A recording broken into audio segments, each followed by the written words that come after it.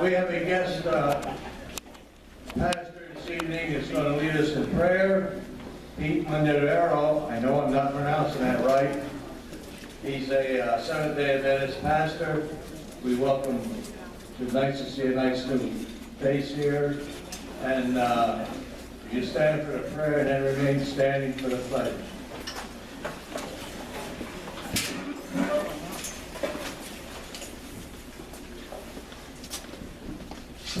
It's a pleasure being here and privileged to be here to have opening prayer. I come from originally from New York, and I was asked to be a pastor in this local area about 4 years ago. Actually, I first got here, I didn't have a home. Lived in my camper with my 7 family members, and we didn't have a place to live because our deal had fallen through. But it's been 4 years, and I used to say I didn't like Pennsylvania because it was a long state to drive through every time I went to college. But I've been here 4 years, and I want to stay a lot longer. Good Pennsylvania. It's an awesome state. It's good to be here with you folks tonight. Let's bow our heads and have a word of prayer. Heavenly Father, we want to say thank you and praise you because you are our God. There's so many things that we can thank you for and ask you to be with us for. But right now, as we come together as friends and families and different people from the community, I ask that you would clear our minds and open them and let us understand all that's going to be said and discussed tonight. That we would understand your will in our lives, the things that we need to do and recognize would be because you made them clear for us tonight. Even our speakers, let them make the presentation that they're going to have clear, and let us enjoy the food that we're receiving too. And that all that we do, Lord, we will always recognize that you are our God and you are leading us. We thank you, we praise you for us, and we ask this in Jesus' holy name. Amen. God bless you. Have a wonderful evening. Thank you, Pastor Pete. Anyhow, I pledge allegiance to the United States of America, to the republic for which it stands, one nation, under God, indivisible, with liberty and justice for all. Next order of business is something that's mandated by our bylaws.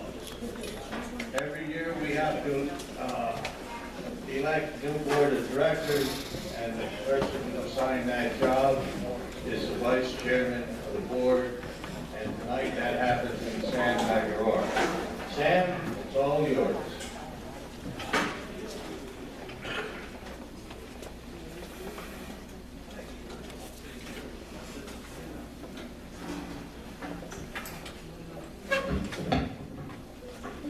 Thank you, Eldon. Hello, folks.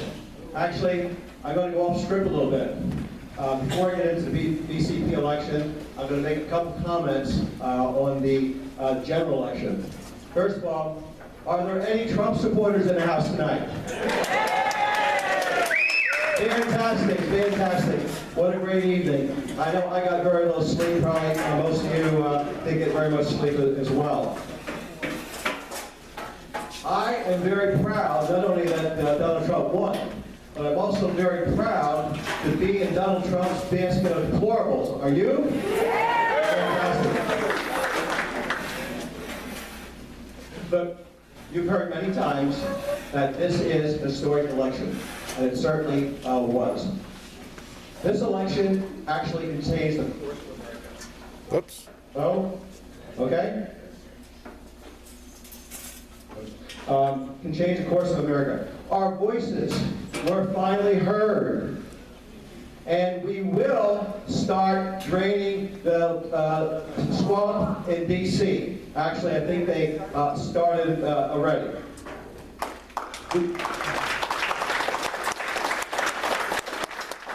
You know, possibly more important, if that's possible, is that this new path that we're going to be on could actually restore our country, at least put us on a path to take us to the godly constitutional republic that it was founded on. We certainly hope that we stop the skid that we're on, and we at least stop and start going the other way, and this certainly is a great possibility to do that. Folks, the Berks County Patriots are very proud of our efforts. Working individually with the, as well as with the Berks GOP, with the Trump Organization, and other groups and individuals. We were second to none. We were out there all the time doing something. The Berks County Patriots were out in front from the very beginning. Now, it's very difficult to single out certain individuals, but I do want to at least mention a couple. Let's see, where's Deb Shea? Raise your hand. Deb. Also, Linda Bracador. Linda's over there, great. What do we have here? Jim Billman. Raise your hand so everybody knows. And our one and only rabble-rouser, Eldon Kibler. I want to tell you, he got under a few skins, and that's fantastic, Eldon, okay? So let's give them a big round of applause, folks. They were on the front lines from day one, and that was a long time. Now, folks, I acknowledge those particular individuals, but this was a team effort. This was a team victory. We could not have accomplished what we did without everybody, you people and others as well. What did you do? Well, some of you put yard signs out. Some of you might have put road signs out. You might have talked to your family and friends to educate them the importance of this election and why they should maybe vote a certain way. You might have also did flyers, phone bags, many, many things you could have done, and we certainly appreciate all that you did. One other thing I want to point out that some of you did, which we're very proud of. We got a call late on the event that was coming up, and the GOP, National GOP Chair, Reese Priebus, was going to be at Trump headquarters. We put a call out very quickly to our people. It turned out it was a rainy evening. Most of us had other plans, but you know what? You people responded. The place was packed, and I mean packed. And you know what, folks? Most of the people there were Berks County Patriots. So we want to give all of you a great big hand. Folks, big hand.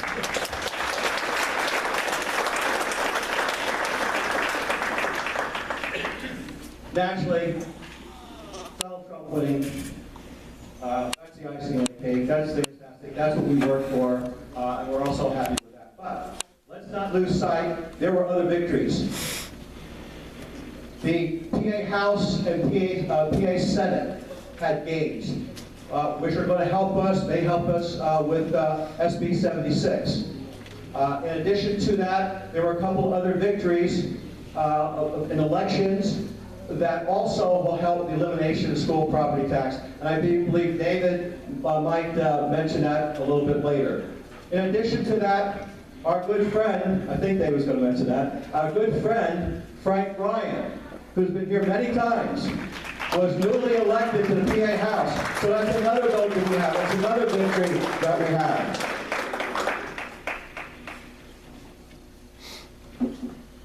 On the elimination of school property tax, those particular victories, there are several individuals in this room tonight that are partially responsible for those. Berks County Patriots, I see Shirley here, our husband Charlie. I know, where's Charlie? Charlie Breckman, where's Charlie Breckman? I know you're here somewhere. I know Dean's here. I'm not sure who else, but everybody played a role. So we want to thank you people as well. Folks, our effort is not over. Our efforts did not end on November 8th. There were promises made, and we expect those promises to be fulfilled. Now, there's going to be obstacles from both sides of the aisle, and we must make sure we keep their feet to the fire. We must make sure we continue pushing them to do what they said they were going to do. We must continue until we are victorious. This is a new start. This is a new dawn.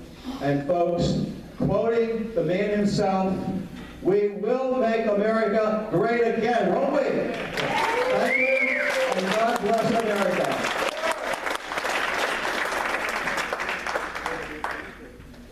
Now I'm going to do what I'm supposed to do. Am I okay, Alvin? Okay, we're going to wrap up the DC board elections.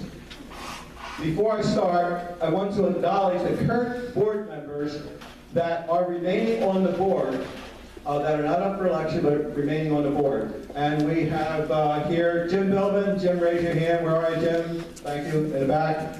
Judy Pelka. Rod Miller, who had an errand but will be here. Paul Brooker, in the back. Paul? Right here. Yeah, okay. Sitting down over there. Great. And also, we have a new board member that we appointed, Dave Moyer, who was appointed to fill Jake Bender's term. Jake had passed away, as you know, in August. Folks, these people agreed to stay on. They could be doing other things. I know some like to hunt, some like to fish, and I think there's at least one likes to, well, go clothes shopping. So anyways, let's give them a big hand for staying on the board.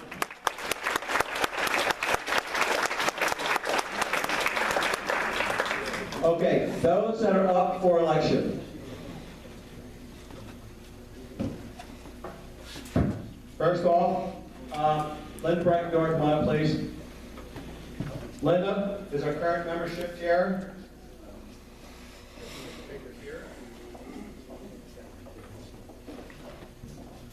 Deborah Shea. Deborah is a board member at large. Where's Deborah? You coming up? A chicken in every pot. She wants your vote. Carl Ganster, board member at large. Carl is not here in the evening. He has another function. Alvin Kibler, current Unity chair. Alvin, will you come up, please? Myself, Sam Bragador, current vice chair.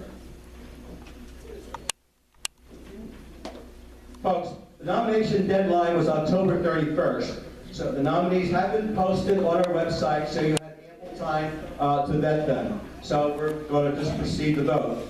Now, we have 8 board positions open, but only 3 board members. So because of that, we do not have to do a ballot. Reading the bylaws, therefore per our bylaws, should the number of board nominees be equal to or less than the board positions open, a ballot is not necessary. A hand yes or no vote of all nominees is acceptable. So that's what we're going to do. We need a motion from the floor that we're going to elect these 5 that I just mentioned to the 2017 BCP board. Going to have someone put a floor motion? Okay, I see. Give me a name. Okay, Shirley Moser. So I have a second on that motion, please? Okay, second in the front row? Bruce Reimer, okay. Discussion on the motion? Any discussion on the motion? No discussion? Okay. All those in favor of electing the 5 that we mentioned to the 2017 BC board, please raise your hand. All those opposed? Okay, great. In the opinion of election chair, the ayes have it. Judy, if you record accordingly, thank you very much. Congratulations, 2017 board members. Yes. Now, folks, the election is over, but we still need help. You can't officially be voted on a board like they were. However, we can appoint you to a position. We can either appoint you to a board position, we can appoint you to a committee, or if you don't want that, you just want to put a few hours in from time to time, we can do that as well. If any of you are interested, or if you have a friend or someone know someone that might be, please see one of us.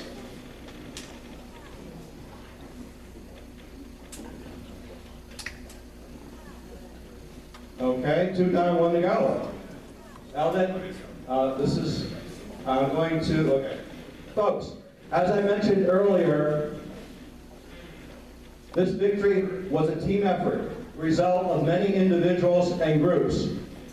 I want to mention 3 that I worked very close with, and that was the Trump campaign organization over in Wyoming. That was Joe. I can't pronounce his name, but anytime I gave him a call or he called me, he was fantastic. He had the yard signs when we needed them. So he did a great job out there, and I'm very pleased that we had the opportunity to work with him. In addition to that, Joe couldn't be here tonight. In addition to that, Women for Trump, I talked to Carla today, Carla Diacete, and they did a fantastic job on the Golden Bag and the other areas. Also, the Berks GOP. My main contact was the Vice Chair, Carol Beret. I want to tell you, she's a fantastic woman. Whatever we needed, she got to us. Sent her an email, unlike others maybe, she got back to us right away within a couple minutes. She's a tremendous asset. She was a tremendous asset to our organization, as far as I say our organization, all of us electing Trump and the other parts of the ticket. She's an asset to the Berks GOP. My other contact with the Berks GOP was Mary Jane Smith. Mary Jane just got out of the hospital on Tuesday, so she's not here. You really need to know her. She's outstanding. She will run circles around any of us. She was great, and I wanted to thank her, and I did thank her today. Unfortunately, she could not be here.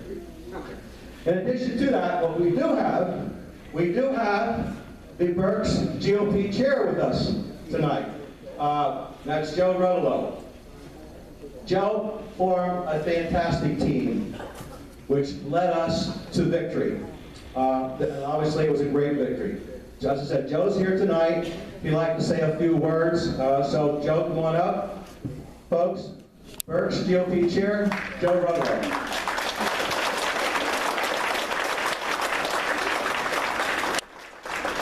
Good evening. First of all, on behalf of the Berks County Republican Committee, I want to thank each and every one of you for your efforts in this election and our victory that we've gotten. Without your hard work and without the dedication of the Berks County Patriots and everyone else in the county, we would not have delivered the victory that we delivered. It was absolutely energizing. Your enthusiasm, your excitement, your commitment was greatly appreciated. So I stand before you to thank you. I appreciate it very much.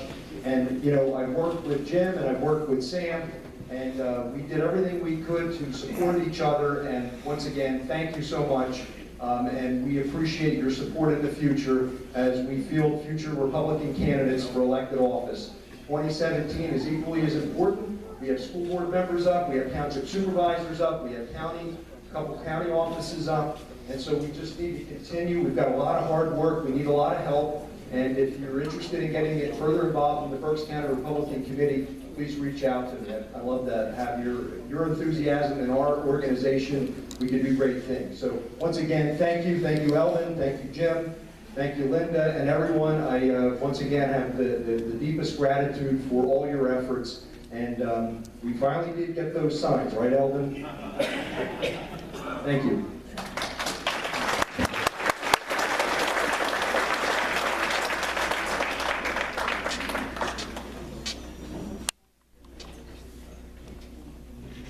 Thank you, Joe. We're really glad that you could be here with us tonight, and appreciate it. This job up here is easy. And, you know, Joe does all the work, and Sam was up here before me talking all that stuff. So my point is, if you have any inkling to help us, please, talk to us about joining the board. There's some things that we're not getting done that we really should do to make our organization better. And Sam was alluding to me irritating some people, and Joe just alluded to it also. Early on in the campaign, I was unhappy. And I shared my thoughts on the campaign and the Republican Party.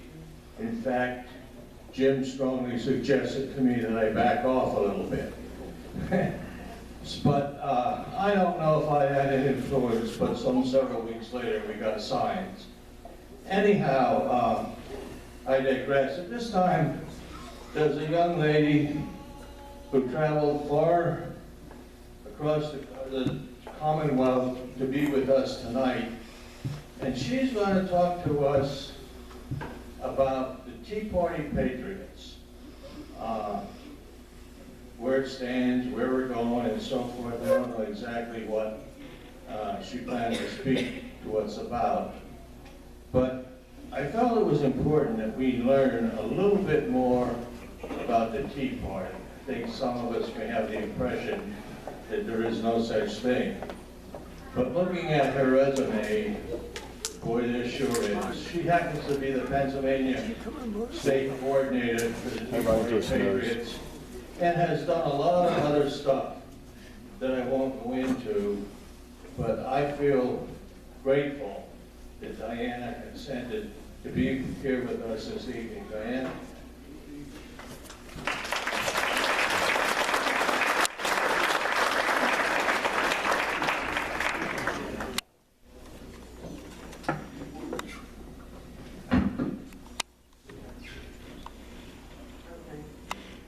Thank you. That was some ride up here. I should have left a little earlier so I wouldn't have left half my body in the car when I got out. Because it was some ride. There were a lot of trucks, and I should have left earlier. And I apologize. I wanted to be here so I could talk to everybody. But here I am. Let me tell you a little bit about myself. I've been with the Tea Party movement since 2009, March of 2009. When I saw the first Tea Party on TV, which was February 27th, and it was February 27, 2009, and I said, that's it, that's what I want to do. I want to get my voice heard, I want to get out there. So immediately I went online and tried to find the site to sign up. Well, anyway, I did find something, and I signed up to be the organizer for the first Tax Day Tea Party in Philadelphia.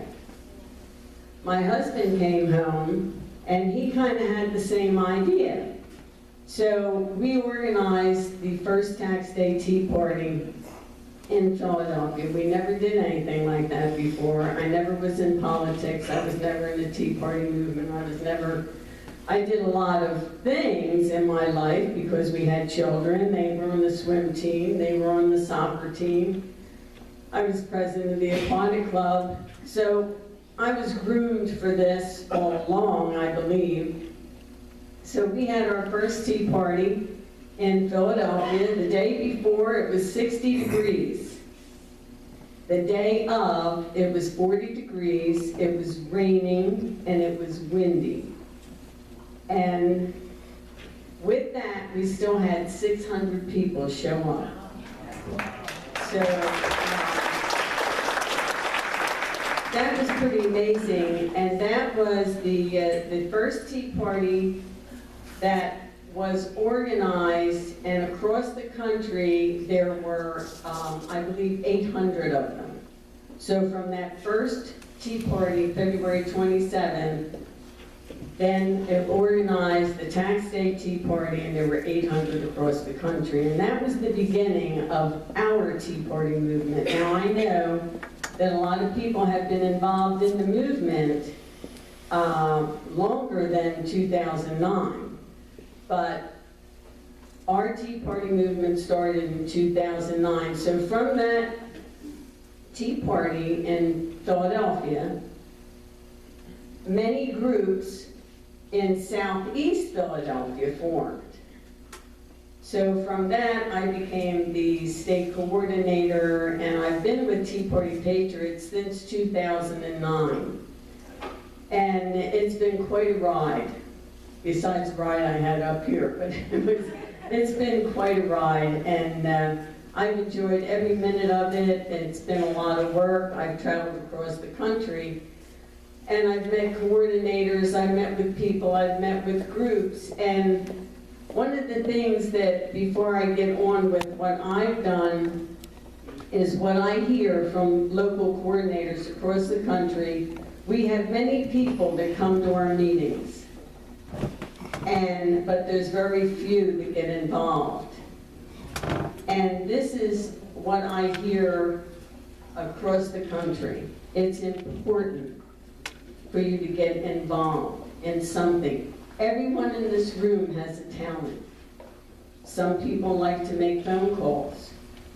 Some like to knock on doors and have a face-to-face. I love to knock on doors because I like to have that conversation, especially if I knock on a liberal door. I mean, I like that. I just don't back away from anything. Some people like to make buttons. Some people like to make signs. Some people like to just form committees. So it's important to get involved. Whatever your talent, you all have a talent. Some people like to write letters. You can do that, all of you. And remember, I look in this room, and I'm about the same age, maybe a few years on you, but I say we're chronologically mature. We are not senior citizens. We are young at heart. Our mind is young. Our body sometimes doesn't feel that way, but we keep moving and we keep doing. And it's no sense to come to a meeting and agree with the speaker or the speakers and sit here and nod your head and go home and sit for a month and do nothing and then come back to a meeting again. That's not helping. So it's important to get involved, form committees. And I'm sure these guys have been talking about it, they need the help. No matter what you can do, they need the help in order for this group to grow and to help your country and your group.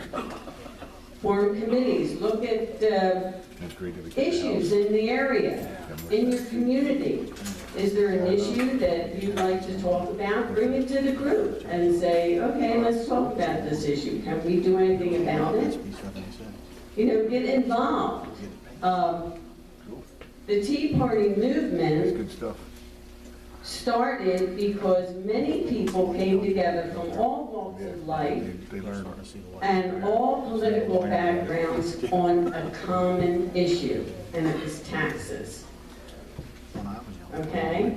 And from that, we grew and we became Tea Party Patriots.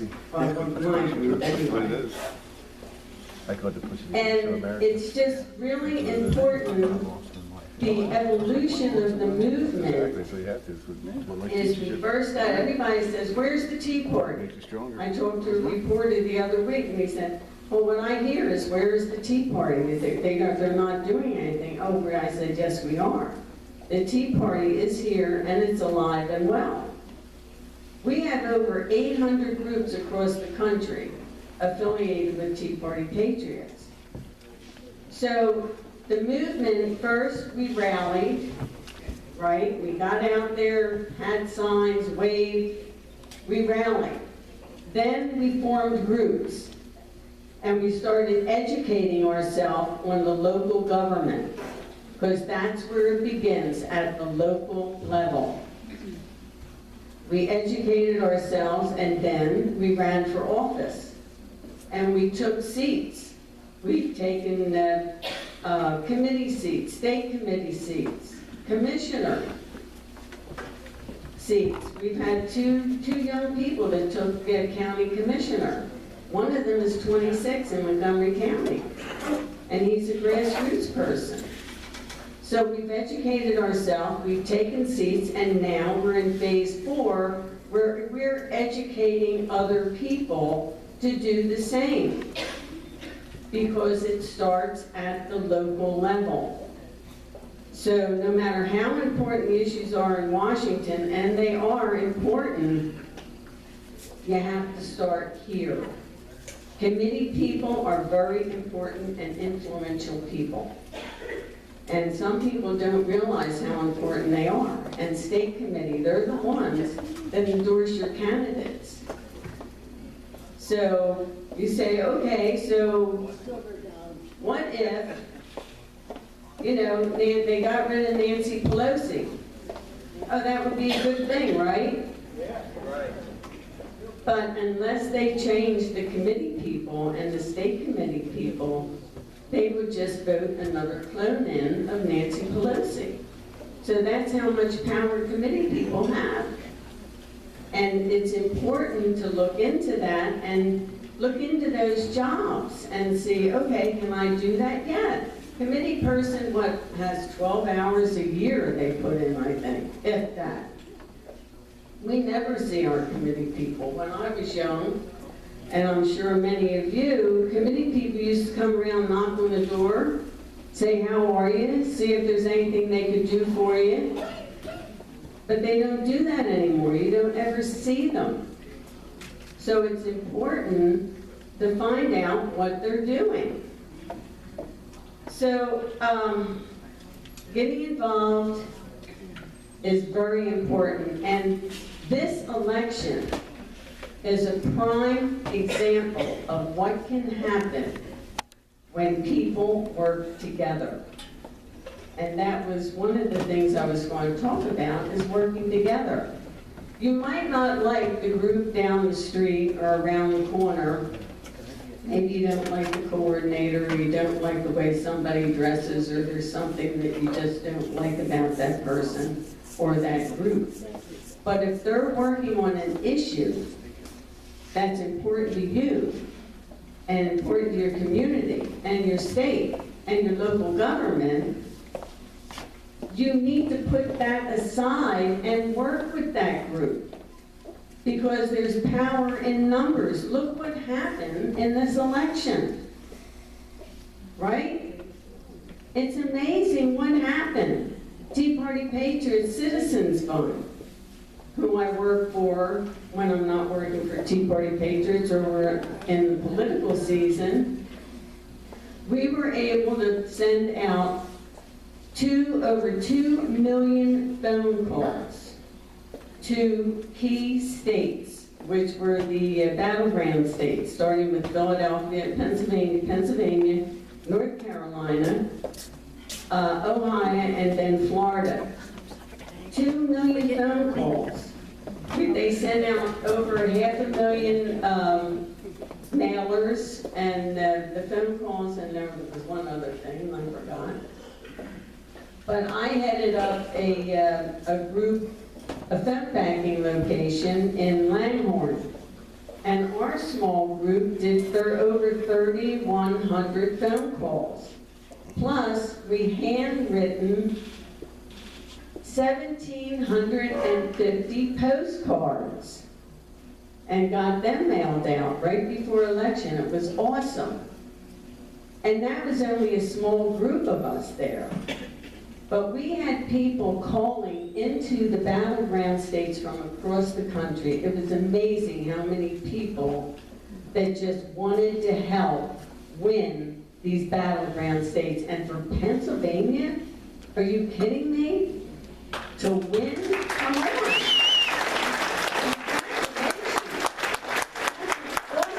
Awesome. I never thought I'd see it. I think I'm still in shock, actually. But working together, that's what can be accomplished. You can do little things, you can do big things. This was huge. And we still got a lot of work to do. So the Tea Party Patriots Citizens Fund is the PAC side of Tea Party Patriots. Tea Party Patriots is the national organization with over 800 groups affiliated with us. We're an educational resource for local coordinators and their groups. We provide toolkits for issues that we're interested in, like the immigration issue. We have a toolkit. Gives you ideas on writing letters to the editors, writing letters to your representatives, and Twitter, how to do Twitter and all social media. I mean, we have all that available to anyone that wants it by just going onto our website. We also have training videos. We're a bottom-up organization, which means the local coordinators drives Tea Party Patriots as to what we do. So if there's an issue that Tea Party Patriots would like to go after, they bring it up on our local coordinator webinar and take a vote. And majority rules. If everybody says, yes, let's do that, we do it. And if not, then we don't. So it's basically, that's what a grassroots bottom-up organization does.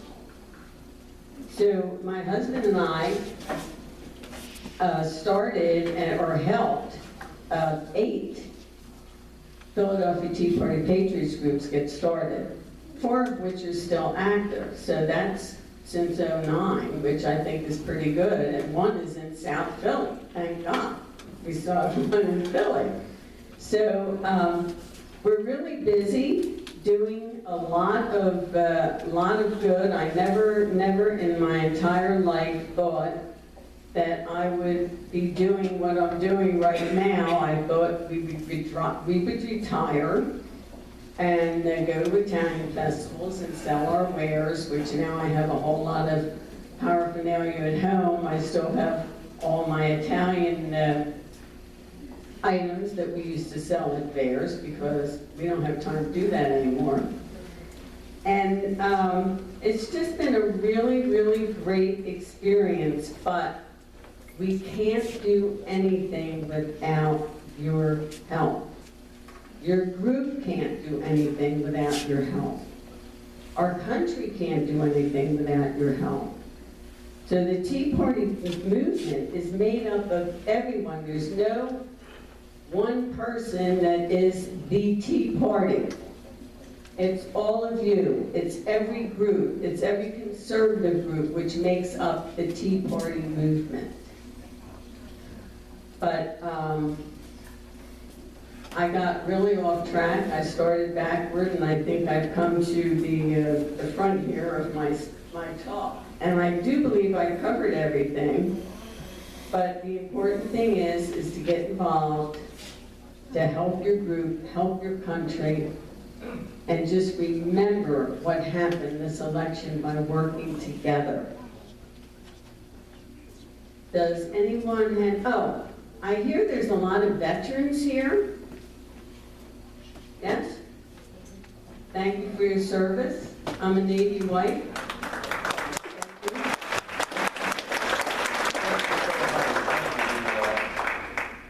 Tonight we have a man who just volunteered to handle a microphone for Q&A, and he's not a board member. Okay. Thank you. As far as the veterans go. Yes.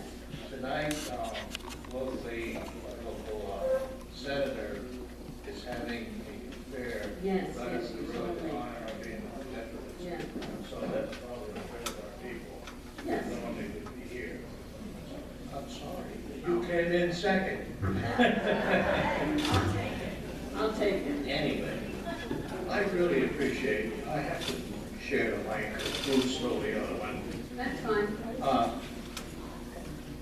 I used to hear this Tea Party word and never knew it makes me feel so good that you put a face on it. How about the rest?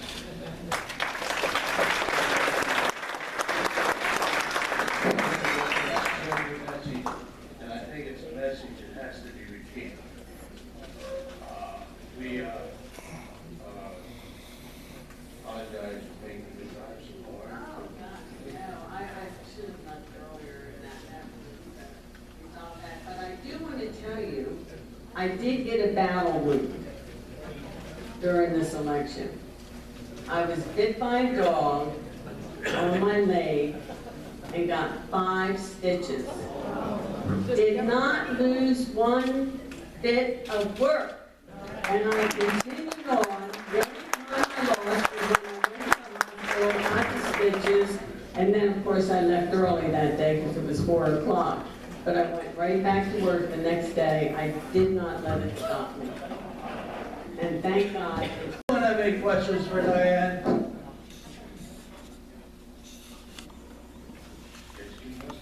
Oh, we do have one.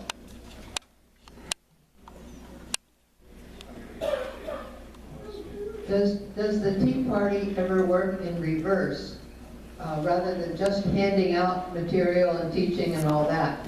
But do they collect information? Like, for instance, on Obamacare. I think that the Patriots have tons of ideas, but it's hard to find a place to focus it, and like the senators get 1 million letters and that sort of thing. But I wonder if it is ever used to get information up. That's all. Well, we, along with many other groups, fought Obamacare right from the very beginning. And we knew what a disaster it was going to be. And it surely is. But if you go onto the website, teapartypatriots.org, and I'm almost positive we still have a toolkit up there on Obamacare. If not, I'll get the information. We do have the information, and now that it's brought to light again, I'm sure we're going to start working on it to get rid of it. And I do have some bumper stickers too, repeal Obamacare. Do you have email? Oh, okay. But please, give us your name and phone number back to the back page, and we'll get information.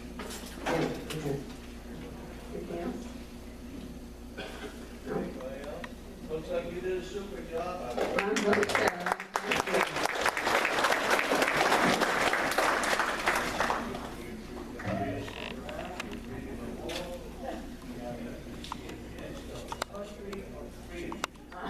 Yeah, again, thank God. Thank you so much.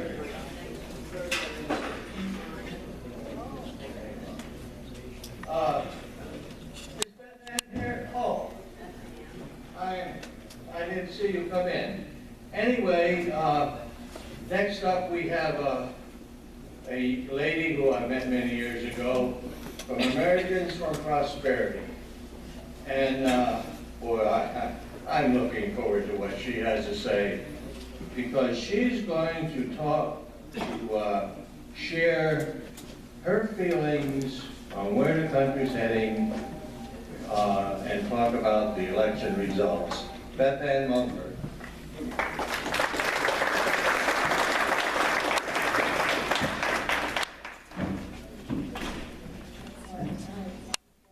Thanks. When Ellen first asked me to come here, it was the middle of October, and I anticipated we'd be having a very different discussion about the election results. He said, "Oh, you're very brave to agree to come this early," since we didn't know how it worked out. But obviously, we're in a much better position than we thought we might be, just based on what the pundits and the pollsters were saying. Luckily, it turned out that they were wrong. And here we are today with the Republicans in control of the White House, Congress, and a real opportunity to make reforms and to move good policy forward. You guys got involved around a lot of these issues very early on. I think for the last decade, it has felt like we've been playing defense. But I was in Washington, D.C. yesterday, and today I actually just drove here from Washington, meeting with our delegation. There really is a positive feeling that we're finally going to have a chance to get stuff done. Obamacare, one of them, lots of talk about how to get that repealed, something that they want to do early. They're looking at what that might look like, how to move that forward. We were in Washington, D.C. talking to them about spending. You may know, just a month ago, Congress passed a temporary spending bill that expires in December. And Congress figured they would come back in after the election and agree to some compromise spending for the next year. But because of the results of the election, Now Congress is looking at a clean spending bill, moving it forward for a very temporary period of time, maybe into March, so that the president-elect could have a lot more influence in what the budget is going to look like going forward. So again, real opportunity that people did not think was going to exist just a month ago. And visiting with the delegation today, you just really feel the wheels spinning, people thinking about taking a crack at bringing back the size and scope of government that we've seen grow, especially over the last 2 terms of President Obama. So that I think from a federal perspective, a lot of good news. The election brings us the same kind of results here in Pennsylvania. You guys are probably aware. The Senate majority picked up 3 seats. They have a veto-proof majority in the Senate here in Pennsylvania. The House picked up 4 seats, so now the breakdown is 122 to 81. All 7 of those new members, you mentioned Colonel Ryan, all 7 of those new members are economic freedom fighters. They are not lawmakers that are going to get in the way of some of the reforms and progress that your group would want to make. So that's good news for everybody, I think, to have folks that you can work with in Harrisburg who are going to be willing to, who are reform-minded, who are going to be willing to make the kind of reforms, the kind of decisions, again, that will rein back the size and scope of government in Harrisburg, which is overly burdensome to everybody in a number of different ways. When you're looking at the work in Harrisburg, 2 things, because of the election, that are probably going to be primary issues. One is that the governor's agenda is going to be a lot harder for him to push through. So he's weakened. As you recall, he came in his first year, he wanted $4.5 billion in new taxes. The legislature spent about 9 months fighting with him, and ultimately was able to get a budget without new taxes. But last year, our budget grew by 5%. Lawmakers passed a budget that, they passed a new spending budget that was 5% larger before they even knew how they were going to pay for it. So after they got the spending in place, they tinkered around with different ways to fund that budget. Everybody knew that it was not going to be a budget that was going to balance long term. They had planned to come in the fall, do a couple pieces of legislation that they thought would help them with the numbers. They ultimately didn't even do those pieces of legislation. So it looks like we're going to go into the next session with a pretty significant deficit, and still needing to fund that 5% expansion that they voted for, which means there's probably going to be a tax fight at some point, or at least that's what people are anticipating. Because again, we'll have another deficit. We've got more spending on the books, and it just simply has not been funded. So when we talk to legislators in Harrisburg, we talk a lot about ways to take spending out of the budget, because you know this, every year they spend more, but they never look at the programs that are in place to determine whether or not they're actually achieving what they were set up to achieve, whether or not the dollars are being spent wisely, or whether or not the dollars need to be spent at all. So we talk to them a lot about things like corporate welfare, about reforms within the system that would mean we just simply don't have to spend as much. That's not a conversation that many of them are comfortable with. So it is, to repeat the theme that we've already talked about tonight, it's incumbent on your group, folks like you out in the communities, to have these conversations with your lawmakers so that they know when they're looking at that budget, you're going to be paying attention. So while we may see the election as a net positive, the real work starts now. Because the people who have been elected, I think we all anticipate that they're going to do good things. But the system has not particularly changed much. And sometimes the system gets in the way of those good things happening. So we've got to be able to hold lawmakers accountable. We've got to be able to call them and tell them when they're going down the wrong path. To call them before they even start those conversations, to tell them what you expect and that you'll be paying attention and focused on what they're doing.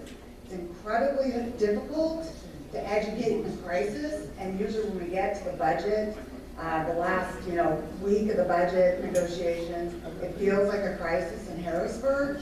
So take some time before we get there in June and really reach out to and talk to not just your lawmakers, but your neighbors as well. Make sure that people understand what Harrisburg is talking about, and that people are engaged in it, because it is very easy for lawmakers to make decisions that are not the ones that you would like to see. So while the election results are great, the work really is on us to make sure that those results mean something long term. You folks who have been involved in this process for years, Diane, I mean, it's very demoralizing to spend as much time and work on getting people elected, only to discover at the end of the day, they're not going to do what they said they were going to do. We have a real opportunity for good things, but we need to make sure that your group is engaged. I will echo what Elton said. It doesn't take much to volunteer. If you've got talents or skills or some way that you can help this group with that engagement, with holding lawmakers accountable, take the time to do that. Because it is a system that needs citizens to be engaged. We would not be in a position where we're talking about repealing Obamacare if when folks like the Tea Party and others got started, Obamacare passed, everybody just went home and said, well, there's nothing we can do about it. Where we are today is because citizens, day after day, year after year, have continued to beat the drum that the law is not working, and we do not want the law in place. And it has to be like that for every issue that you're interested in, and every issue that will move the country forward, the country and the state forward. So again, just really that grassroots engagement is the most important thing you can do, and it doesn't have to be a lot. 30 minutes a day, just if you're on Facebook talking to your grandchildren, go to the pages of your lawmakers and leave a quick note. Make sure you've got Elton and the group here, there are other groups across the state that can keep you updated on issues as they come up in Harrisburg and Washington, D.C. So just make sure you're tuned in on that and have a way to engage that works for you, but that can be effective. There's some social science that says for lawmakers, especially at the state level, once they get about 17 contacts from their district, they start to pay attention. This is an issue that people care about. So that tells you how little people get engaged in these issues, that if 17 emails or 17 phone calls get them kind of riled up, how effective you could be if everybody in this room made a phone call around an issue as it came up. So really keep that in mind. I will say from Americans for Prosperity standpoint, we're a grassroots organization. I'm the state director for our chapter here in Pennsylvania. There are 35 chapters around the country. We try to make sure that citizens are educated and tuned in on the issues that we work on. It's a narrow toolbox of economic freedom issues. So I know people are interested in sometimes issues outside of the work that we're doing. But we have started to create and share a scorecard. We just had a ceremony in the Rotunda on Tuesday acknowledging lawmakers who got an A or a B on our scorecard here in Pennsylvania. And we have a legislature, 253 people, but there are only 30 people with A's and B's in both the House and the Senate. So you guys here, you've got Jerry Knowles and Mark Gillen and Ryan McKenzie were three legislators who ended up with a torchbearer gold ranking on that scorecard. But you can find that scorecard online at pataxpayersscorecard.org.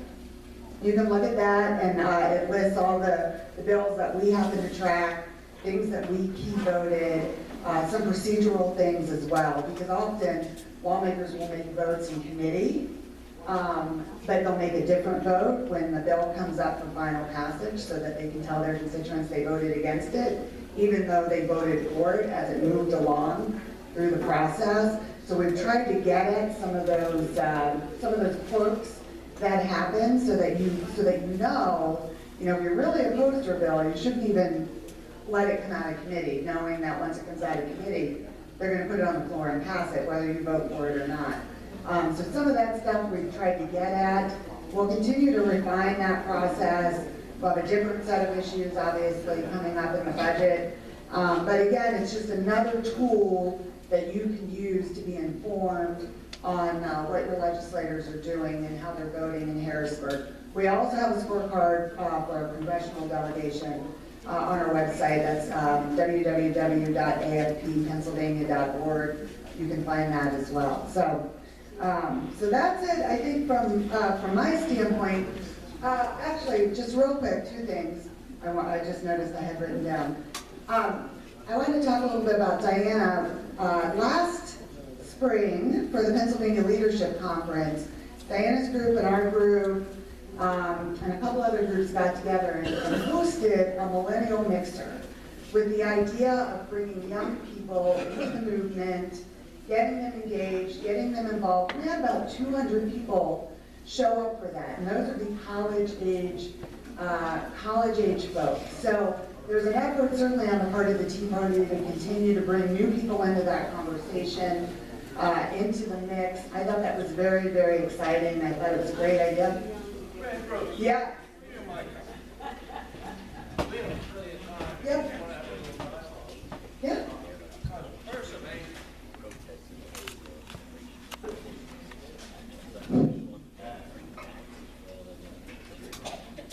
Thank you. We also would like to get more young people involved.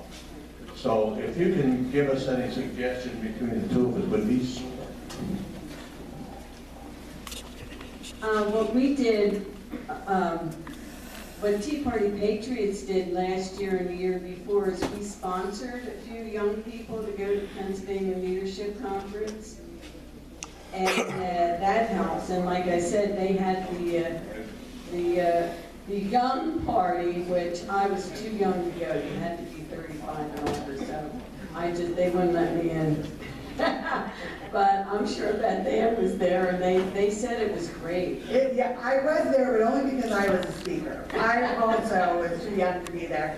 And we did turn away a couple lawmakers at the door trying to stick to the age. But yeah, there were a couple hundred kids there, young folks, very excited, very engaged. I will tell you, there are a lot of young Republican groups and groups on college campuses. They're always looking for speakers. So it's probably worth just reaching out and seeing if you can go there, talk to them about what you do. You know, there are a lot of young people very engaged. We did an effort around the Senate race. We had college kids doing phone calls for us. They were very excited, more than happy to get on phones and talk to voters. They knew that this election was important to their future. So they're out there, but they're young. They don't know how to be engaged and how to be involved necessarily. So even just having mentoring programs or, you know, getting in front of them where they are, which is what millennials like much more than you bringing them here. But they are involved in campus. So the reason I think that, and maybe BethAnne will agree with this, that you don't see them in the winter is because they're in school. And they are involved in school. Like Joe Gale, actually, the one that got county commissioner, 26 years old, came up through the Young Republicans. And a lot of them come up through the Young Republicans, and then they work for senators and they get jobs in DC. But they're there and they are busy doing things. They are active. Thank you. Just for the information of the members, the board has been trying to contact groups in the local colleges of Ernie, Albright, Kutztown, and wherever. There is a club at Penn State Berks that is sort of active. They're doing a little something, but we have had no success, especially with the hierarchy in the colleges. I've sent letters, emails, and got zero essentially zero responsive. So I appreciate the input from the two of you. Thank you. Does anyone have any questions for BethAnne? Way in the back. Anybody up front?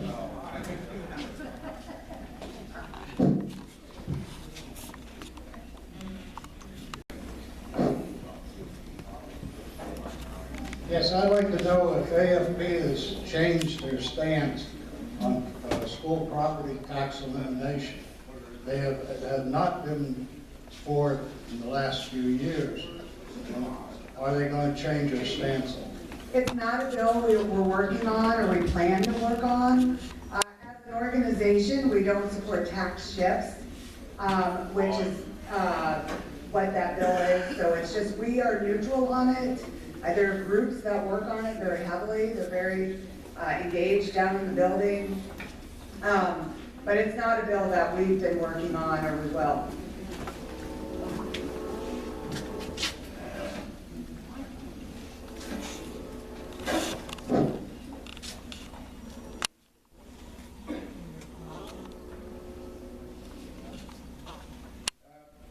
My name is Joe. I'm from Easton, and I participate in one of your leadership schools in BethAnne. Yes, Very recently. yes. And I can tell you, folks, if the Berks County Patriots and AFP can get something going together, and a BCP perhaps sponsor a leadership school here for y'all, I wholeheartedly recommend it. These folks are strictly grassroots. They teach you how to develop, organize, and become efficient at grassroots activism. So my hat's off to you, and once that activism stuff gets in your blood, it stays there. So, good seeing you. Yeah, good to see you, and thank you for attending that. We do have, through our foundation, certification classes that we provide to groups. So it would be at no cost if it's something that you would be interested in. We usually want a class of at least 20 to 25 people. It happens over 6 weeks. Speakers come in every week, train and teach about different components of activism. With the idea, we exist to empower citizens to fight for the values of a free society. So we want to bring training to people who share those values, who can go out in their own communities and get involved on the issues important to you. And in some ways, even outside of the legislative issues, even outside of the decisions that your county government's making, or your state government, or your federal government, the training gives you an opportunity to really think about how you're going to articulate and share your own support and passion for freedom. Sometimes in the public discussion, I think it becomes difficult for people to tell their story, to talk about why these issues are so important to them and why you think they should be important to others. So it's a great training program just in terms of understanding how the left has worked for years and how they've been successful, what we can take from that and put into action, both in the way that we communicate, the way we work in our communities, the way we network, build out, our own community organizations in advance of whatever issues it is that you want to work on that are important to you. So we do offer those to groups. We will start our next session of those after the first of the year. So if you're interested, Elton, if folks are interested, just let me know. I can get you more information. But we'd be happy to bring one out. There's dinner every night. So there's a chance to kind of build that, like you do here, the chance to build that camaraderie and networking, building friendships and relationships that will help you in the work that you do. But yeah, and then we also have the opportunity for speakers, and we've helped groups get speakers out as well. I know the Tea Party in Allentown had Anita Moncrief come out and speak to that group, and so there are a lot of different topics that folks can come out and talk about. They're very interesting and engaging. Speakers and methods.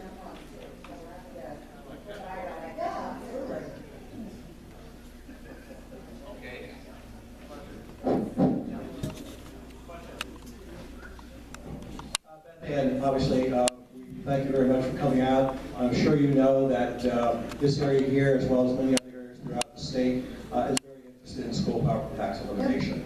I'm curious, I believe you do keep scorecard in some of the legislators. When we had the vote on SB 76 in the Senate last November, obviously there was a 24-24, I believe it was.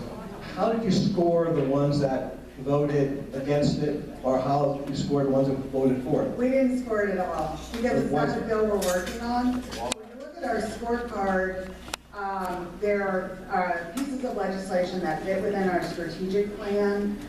For the past session, it was a couple different union reform pieces, some school choice pieces, and then an effort to beat back the governor's tax increases. So that, we didn't score that because that's not a bill we're working on. And we don't score the bills that we're not working on. Okay. Well, I have a question. How can we get House Bill, Senate Bill 76 on your scorecard so you work on it?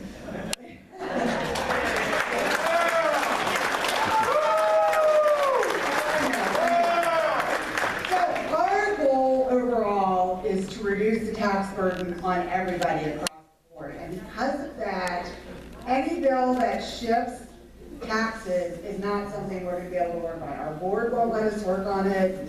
Our policy group won't let us work on it. It's just simply not anything that we're going to work on. It controls spending. What's that? It controls spending. It's also just, yes, no, I get it. It's just not a bill that we're going to be able to work on. But there are groups that are very actively working on it. We're focused on the other issues. We said the bill controls spending. Yeah, we'd love to control spending. Certainly looking at pension reform, looking at ways to cut corporate welfare out of the budget. So those are some of the conversations that we're having, but that bill is not one that we're working on. Just to let the people here know, Berks County Patriots is working on Yes. the scorecard. I've been working for the last 2 months. We are going to get these senators and congressmen who have not voted on it, and they will be highlighted, and we will track them.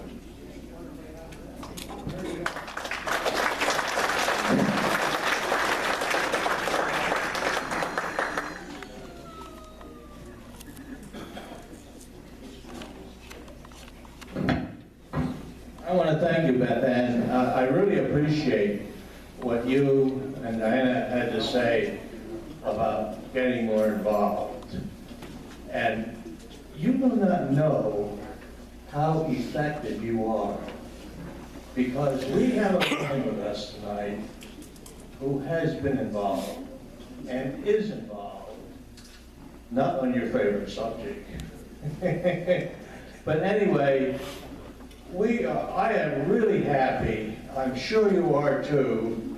Oh, thank you. I don't need to. I'm sorry. Anyhow,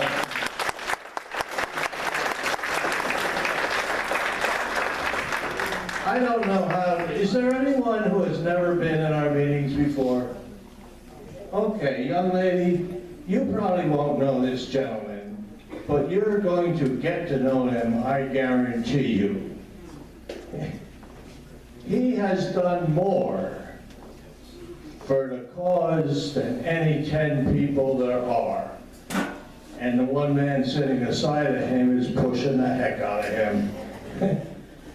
In any case, he's back with us, and I would like you to all give a big super welcome to David Baldinger.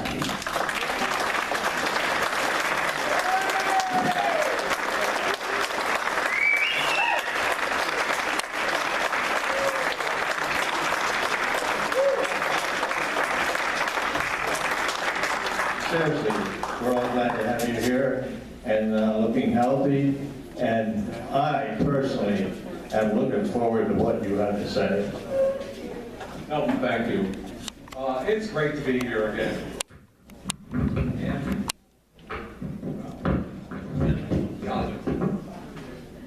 for those of you who don't know, it's been a pretty rough 18 months, Ray.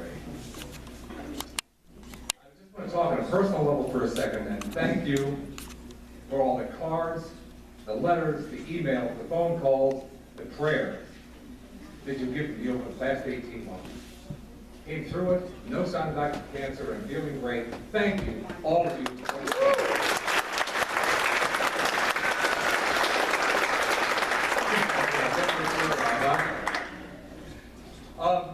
I'm going to do something unusual tonight. Normally I talk off the top of my head, but I want to work with the script tonight, so I say exactly what I want to say. I'm going to start with a recap of what happened during the past year. For those of you who have been living in a cave or something and don't know, SB 76 was voted in the Senate on November 23rd, 2015, and lost by 24 ties. I don't know if you know the circumstances surrounding it, but I want to go over that. It was voted on Monday. On the preceding Friday, we thought we had the votes at 28-21. The count was there. Not surprisingly, by Monday, Senator John Blake of Lackawanna County, a Democrat who came from the BSEA, failed as he had done once before. The vote was now 27-22. Not unexpected. On Monday, Wayne Fontana, who was a co-sponsor of the bill from Allegheny County, he suddenly had to attend a fundraiser and was not present for the vote. You would think for something with the importance of SB 76 that he would make a point to be there, but he had to run out for a fundraiser. What's interesting is because I understand it was a Republican event and he's a Democrat. So we have no idea why he was there. But besides that, Senator Lisa Boscola, she's a Democrat from Northampton County, a strong 76 supporter. She reported this in an article August 31st in Lehigh Valley Ramblings. Quote, though everyone wants to see property tax reform, she watched in amazement as the infamous SB 76 property tax relief bill was struck down by just one vote in late 2015. If you really represent your district, you should do what you think is right, she argues. But she watched as leaders pulled one senator aside and sent him home for the day. Another switched his vote when threatened. Now we're 25-22, 26-22. Finally, and this is the worst of the whole thing, two Republican senators who were SB 76 co-sponsors and who ran strongly on SB 76 in their campaigns. They ran their campaigns on 76. Suddenly denied the bill and flipped their vote. Tom McGarrigle of Chester County, Kim Ward of Westmoreland County betrayed their constituents and the people of Pennsylvania with their treachery. The result, a 24-24 tie and automatic failure by Senate rules. We have no doubt that both of them were strongly influenced by special interests, likely by a powerful business lobbyist that I can't name. But more troubling is the rumor that Senator Ward was also threatened by a well-financed conservative lobbying group that, for whatever reason, opposes SB 76 and is quietly working against the legislation. So much for our friend. To top it all, Lieutenant Governor Mike Stack decided to cast a tie-break vote.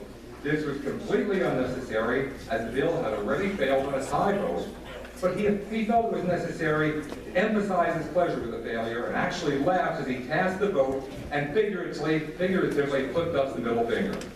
The entire episode was disgusting. Any of you see that vote that night? Absolutely. And you saw what the Lieutenant Governor did when he cast that tie-break vote. Yes. He was happy as hell about it. Okay, all of that, on October 5th, and at our request, our good friend and ally, Representative Jim Cox, formally introduced HB 76, the Property Tax Independence Act in the House of Representatives. It was very late in the session. There was no chance that the legislation would be acted upon with only a few days remaining. But the introduction served two important purposes. First, put our opponents on notice and assured our supporters and allies that HB 76 is alive and well and will be pursued in the future. Second, the introduction allowed us to see the representatives who have declared their support for the legislation by adding their names as co-sponsors. The reason we didn't introduce HB 76 sooner was because of House Rule 25, which states, when a bill or resolution has been defeated by the House, it shall not be reintroduced, or, except as provided in Rule 26, be reconsidered, nor shall it be in order to consider a similar one or to act on a Senate bill or resolution of like import during the same session. If you run the bill that fails, forget it. It's finished for the next 2 years. Our concern was that if 76 was formally introduced, opponents might try to rush it to the House floor for a vote before we were ready in an attempt to defeat it. If that would have occurred, opponents would have screamed roll 25 when the bill passed the Senate, sent to the House, and would have killed the bill. Not introducing was strategically the correct thing to do because we cannot afford to give our opponents even the slightest advantage. We took a lot of criticism for holding back the vote at 76. Everybody thought we should run it. Strategically, we did the right thing. The only other action in the current session that will come into play in 2017 is House Bill 147. You may have heard of it. It was introduced by Representative Dave Maloney from Southern Berks over our strong objection. It calls for a constitutional amendment to take the homestead exclusion to 100% of assessed value. That's up from the current 50% of median assessed value. Doesn't do any good. Act 50, I believe it was. Jim, the help with that Act 50 authorized the homestead exclusion. It's been in play for 20 years now. In that time, the General Assembly could have reduced property taxes on average by about 50%. They've done nothing. So in 20 years that they couldn't reduce property taxes by 50%, how is this going to help us just by saying, okay, you can reduce them by 100% if you want to? Are they going to act any faster on that? No. It's a worthless distraction. It promises nothing, and it's only a distraction that can harm 76. It passed both chambers, and now will be reconsidered in the new session as is required for a constitutional amendment. If they approve it again this time, it will have to pass a statewide referendum. We don't want to come to a referendum. We don't want it to get any further than it is right now. If it comes to a referendum, it almost certainly is going to be defeated. And then the lawmakers will say, well, see, people don't want to shift taxes to another form. They'll use it against us. We've got to find a way of defeating it. And if you see HB 147 come up again in the new session, you've got to get off your butts and work to get rid of it. Well, let's look to 2017. The election was good to us. As BethAnne said, we picked up some seats, and the seats we picked up, most of them were friendly. We picked up supporters in both the House and Senate. We haven't finished compiling the House votes because there's so many newbies in there, and we don't know exactly where they stand, so we're not even going to try to guess where we stand in the House. But the position in the Senate, we're looking at 25 votes that would require 26. The positions of 5 senators are still undetermined. 4 of them are likely 76 supporters. Now, Senator Dave Argall said in the PCN call-in show on Monday night, he's certain we have the votes in the Senate. Good news. We don't want to count them, at least I don't want to count them, until we've seen solid commitments from these people. I appreciate what Senator Argall said, but I want to see it myself before I'm going to count that vote. Further confirmation came on a constituent conference call last evening, when Senator Judy Schwank also said she is certain that we have the votes in the Senate. So we'll keep you on that as we progress, but work for it. It looks like we're going to have the Senate this time. We're feeling really good about it. Now, some good news on Tuesday from the House leadership elections. House Majority Leader Dave Reed, with an HB 76 proponent, was re-elected to that position, and Representative Stan Saylor was elected Majority Chair of the House Appropriations Committee. First is Stan. He's an SB 76 supporter and has been for a long time. And since the bill must move through the House Appropriations Committee, he can be a big help in moving the bill forward. Big plus for us. Stan replaces Bill Adolph, who was a 76 and always had been a 76 opponent. He's out of there. Regarding House Majority Leader Dave Reed, I'm going to sort of skew off here, but the Patriots Board has asked us to talk about how we've achieved the success we had so far. And this all relates together, so I'm going to move on a little bit. Regarding House Majority Leader Dave Reed, on September 23rd, Jim Rodkey of 11 and 912 Group and I met with him and his Chief of Staff, Todd Breziak, and his Chief Counsel, Matthew Hilliard. This is the second time that Jim and I have met with Representative Reed. The first was in December 2014. And I can tell you, by judging by his performance in the past 2 years, he has been a man of his word. He stood by every promise he made to us 2 years ago. Right, Jim? And has kept in frequent contact with us. Dave Reed was a surprise. In fact, I didn't support him for the Majority Leader's election in 2014. Big mistake. He's turned out to be a really good guy, at least as far as we're concerned. Can't speak about any of his other issues. Strictly property taxes. While we were with him, we discussed our opinion of the various property tax bills that were introduced in the 2015 session, all of which we rejected, and then discussed in detail our plans for HB 76 in the new session beginning in January 2017. And if you don't understand the relationship here, this bill was not written in Harrisburg. This bill was written by us, grassroots volunteers working with Jim Cox. We determined way this bill was going to grow, was going to be built, the provisions of the bill. This is our bill. This is not Harrisburg's bill. We advised in collaboration with Prime Sponsor Representative Jim Cox. I'm sure most of you know Jim Cox. He's a good guy, and he's in our corner as far as anybody can be. Dave Reed promised us absolute control of HB 76. The bill will not be introduced, it will not be run until we give it the okay, and will be done in the manner we choose. So if anybody has any complaints about the bill not coming up for a vote, complain to me. Because we're going to be the ones who determine when it goes and how it goes.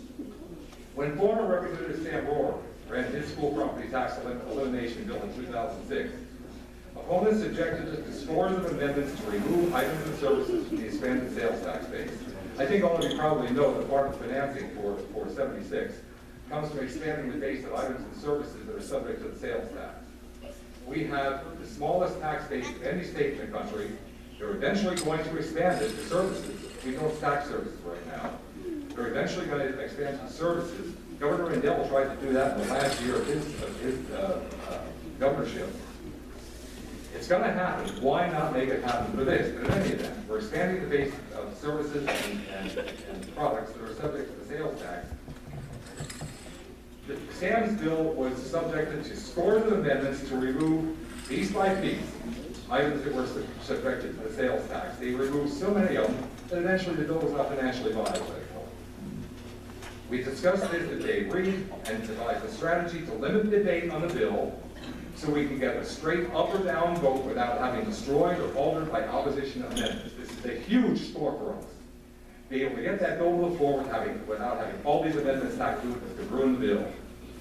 Representative Reed agreed with the strategy since he too wants to see a vote on the overall policy of elimination without getting entangled in details designed to kill the bill. He wants an up or down vote, and he said he will help us to implement it since it involves a procedural move that he, as House Majority Leader, controls.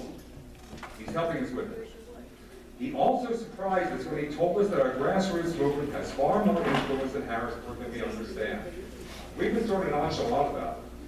But he said that whenever property taxes are discussed, either by individuals or in caucus, the PTCC, the Pennsylvania Taxpayers Separate Coalition, and the Pennsylvania Coalition of Taxpayers Association, the PCTA, are always mentioned, and our likely reactions are considered and debated. It's taken a long time, 12 years, to make this progress, but our voices are being heard, and we are influencing legislative decisions, which is remarkable, and we're very proud of that effort. It's all of you that are doing it, it isn't us. It's all of you who have joined with us to fight this. Regarding this, Representative Reed also said he was asked by the leaders of a prominent conservative lobbying group how we have managed to achieve all that we have. And ironically, that group is unfortunately working against us in Harrisburg and attempting to kill the bill. I believe our success comes down to a few basic principles. First, the Property Tax Independence Act is our legislation. It's crafted by grassroots in cooperation with Jim Cox. It is designed to be nonpartisan and contains nothing that benefits special interest groups or other lawmakers. It's a truly clean bill, and our 87 taxpayer groups from across the state are working as one and enacted because it is ours.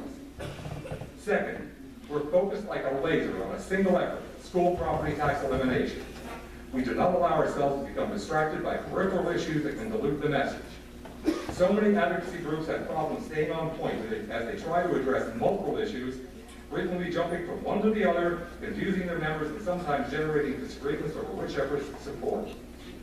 They often cannot reach agreement with similar groups to mount a unified effort, and frequently don't want to join with others because they disagree with their goals.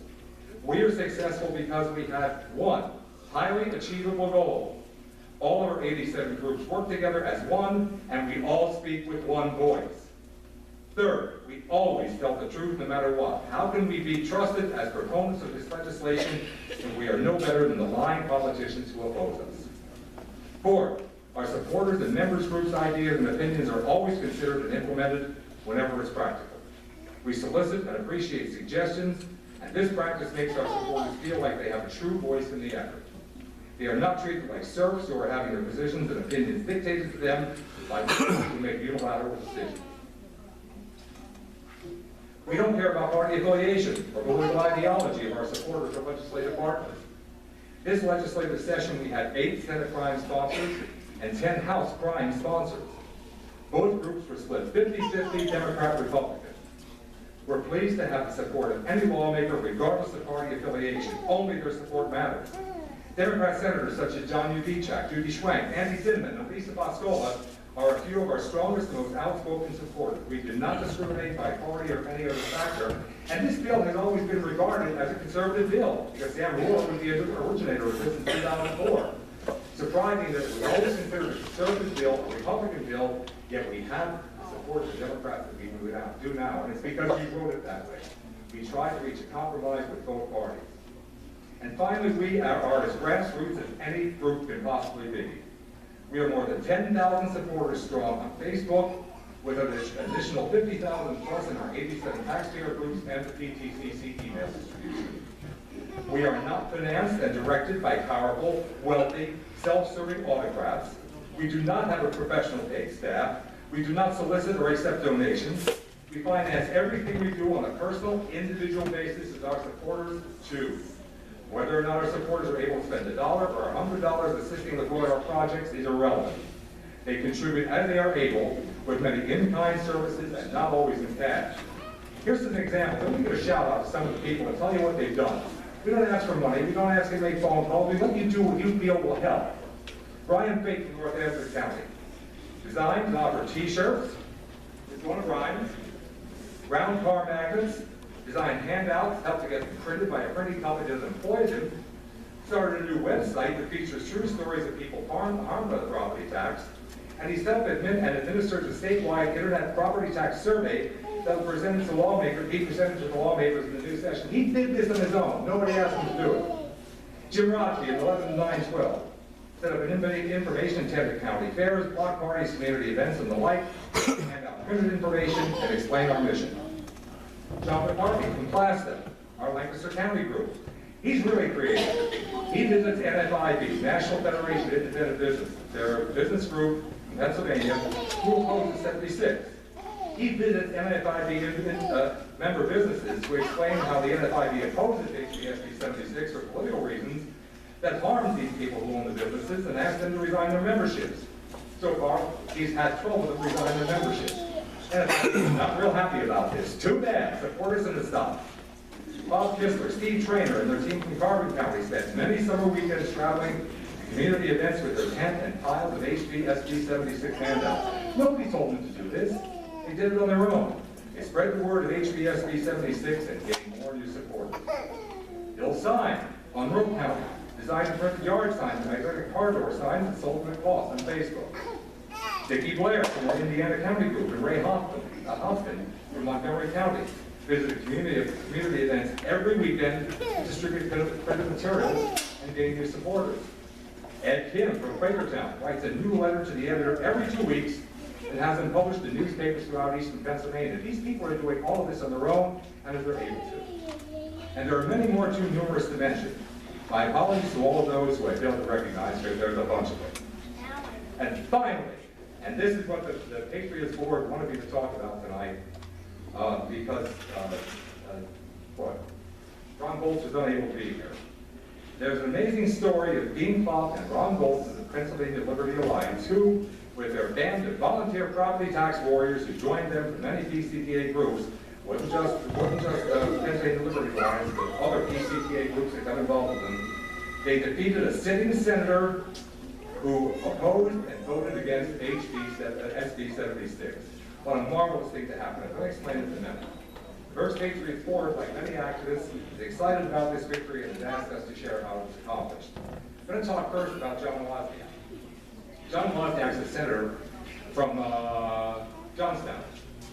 And Dean and his crew, about 3 years ago, did a number of the town hall meeting and a lot of door-to-door canvassing, handing out literature, talking to people about the bill, culminating in a town hall meeting. I did the explanation of the bill at that town hall meeting, and Senator Wozniak was there. He came in as an opponent. He listened quietly to the 40 minutes or so of the presentation, and then we allowed him to go out afterwards and offer a rebuttal. He gave us all the usual negative talking points, and I was able to refute every one of them. By the time he finished, he was thinking hard about it, and a few weeks later, he declared his support for SB 76. That effort by Dean and his crew flipped that senator and gave us a new vote in the Senate. Absolutely astonishing. It was one of the more...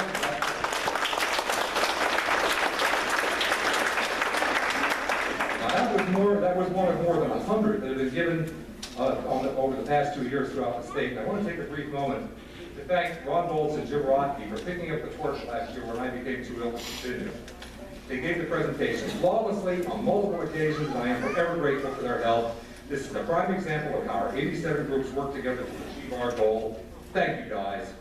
The Wozniak story is just the tip of the iceberg. Thank you, Olin. Our grassroots movement scored a major victory by unseating a sitting senator from Dauphin and Perry counties who accepted more than $106,000 from our teachers' union opponents over the past 4 years, and that repaid their bribe by opposing and voting against SB 76. Ron couldn't be with us tonight, but he asked me to share these details on how he defeated Senator Rob Temple. I'll give them to you verbatim.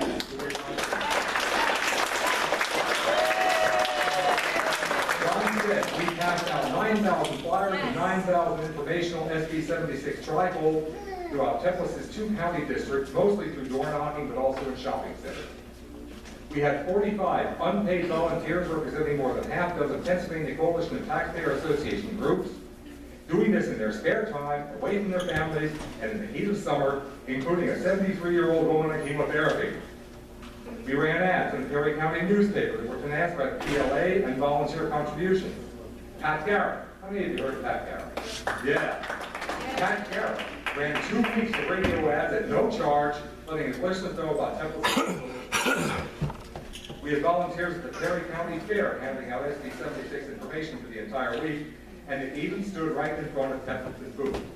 You think it pissed him off? We went, in fact, he called the organizer of the event and had them go over and chase the canvassers away. It went right into Temple's neighborhood, which when combined with the Perry County effort caused him to overreact. It backfired by bringing media attention that eventually turned to the property tax issue. The result of this was that the issue came up time and again in print media, online articles, TV news clips, and debates. Dean and the group stood in front of Temple's house and took a picture of them standing in front of his house and published it on the web. It didn't make Temple very happy. He went back whining to Jay Costa, the Senate Minority Leader, about what Dean and his people did to him, how they were frightening children and chasing people away. Senator Costa had one of his staff write a threatening letter to Dean, telling him he should stay away from Temple's house, stay away from his public meetings, stay away from his district offices. Whoa! And it was written on Senate letterhead. Misuse of government property. This is a private individual, and he used Senate letterhead to do it. But worse, where does he come off saying that you can't go to his town hall meeting? You can't walk in front of his office. Official oppression from the Senate Democratic leadership.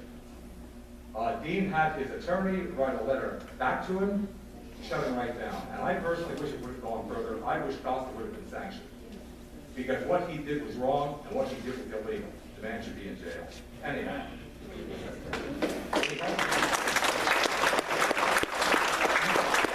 We held town halls at Hershey and Newport, and the Hershey Town Hall drew 3 days of coverage about SB 76 on WGAL TV, giving the issue a Bollywood exposure. We advertised for 2 Sundays in the Harrisburg Patriot News with full-color half-page ads that not only advertised the town halls, but also included the fact that Temple's voted no on the bill, so everyone who read the ad knew about Temple's vote, that this paper has a huge circulation. Ron says we're not only doing the groundwork, but you, meaning me, Jim Rottke, and I are in meetings in the Capitol, including numerous meetings with the governor and with his staff. And throughout all of this, Dean Pop was absolutely tireless in his promotion of the effort. On emails, on Facebook, Dean just promoted it on and drew people out and got people informed about this. Dean, thank you, and thank you for organizing this. We all believe that we absolutely made a difference in the minds of these voters. We proved that we can affect these elections, and now that we're moving beyond simply asking Harrisburg to pass this legislation, we're getting involved in the lawmakers' district.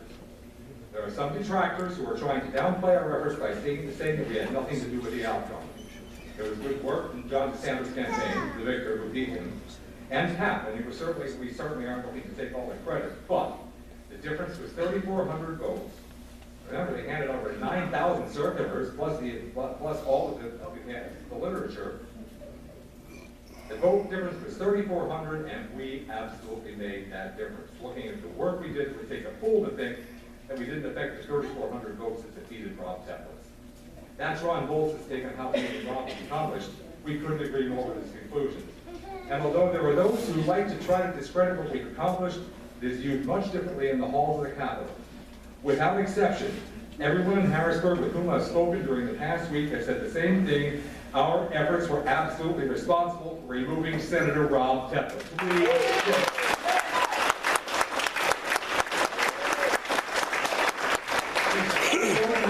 Our effort, and most of all, it takes dedicated, ambitious volunteers to score a win like this. Working as one, the entire Pennsylvania Coalition of Taxpayers Associations won this fight, and every one of our 87 groups could take the bragging rights for this success, including the Berks Patriots, who are one of the 87.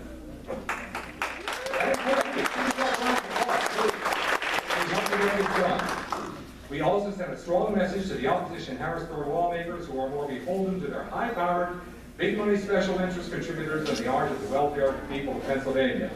We took out one opponent of property tax independence, oppose this, and you could be the next one.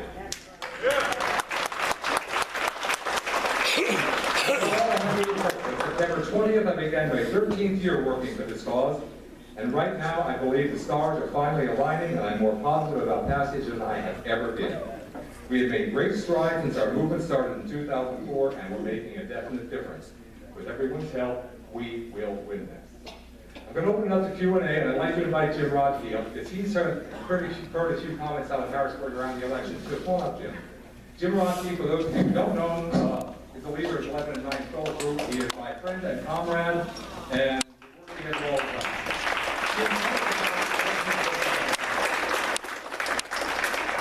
And I spent a lot of time working with legislators, and in the process, we've made friends with staff members who leak us information, which we're very grateful for. One of the leaked information that we just recently received is that this Templitz defeat has shaken the very core of Harrisburg. Not just with our legislators, but with some of the special interest opposition. Because we've never held back. We've never kept anything away with what is going on behind the scenes. Everything that we're allowed to tell you, we've told you.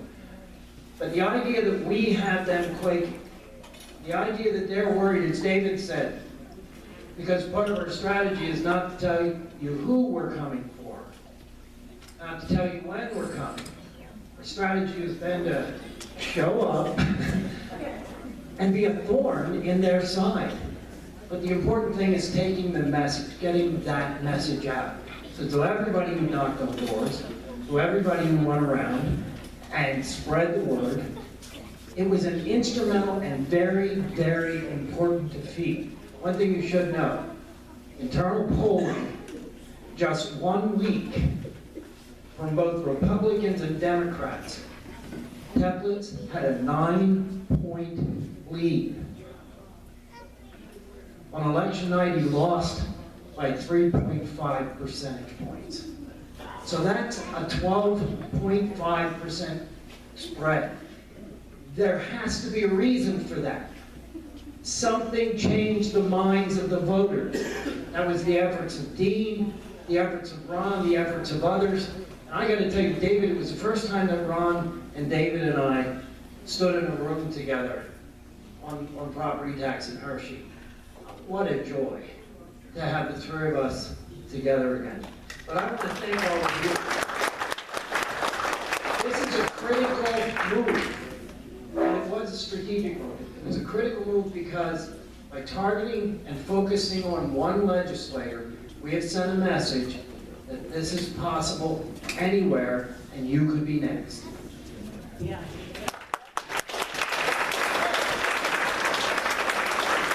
Thank you. Before we go any further, David, I gotta just recognize Dean. Please stand up. Absolutely.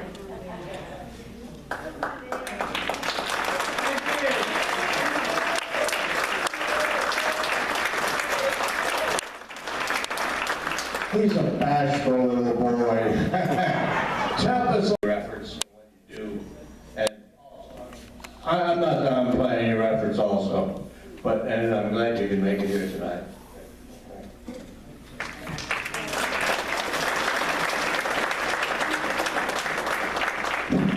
Quick question. Dean has a great red shirt on. Yeah. I'd like to know where we can get these red shirts that Dean's wearing. These shirts put together, I mentioned Brian Page during my talk. Brian did these shirts on order only, but if you'd like to have these shirts, I could talk to Brian and have him put it up again, if you want to do that. I think they weren't expensive either, were they? $15, I believe? And he only made a small profit on it. He actually sold them pretty much for cause. The small profit he did make went toward what Dean was doing to help pay for the facilities, where they helped the town hall, to help pay for the printing. So the profit that was made on it went to a good cause. If anybody's interested, I'll see if I can get Brian to put it up again. I think he needs a minimum of 50 sales. He needs 50 sales to do it. If he doesn't hit 50, it doesn't hit 50, it doesn't happen. So I'll talk to him about it, I'll pass the information along, get you guys on there. Yeah, absolutely. You've got the red one, and I've got the blue one, and Janet, stand up, please. My wife has the pink one.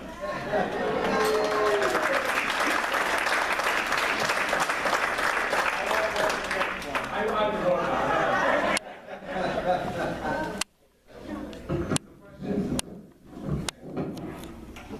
Thank you, David.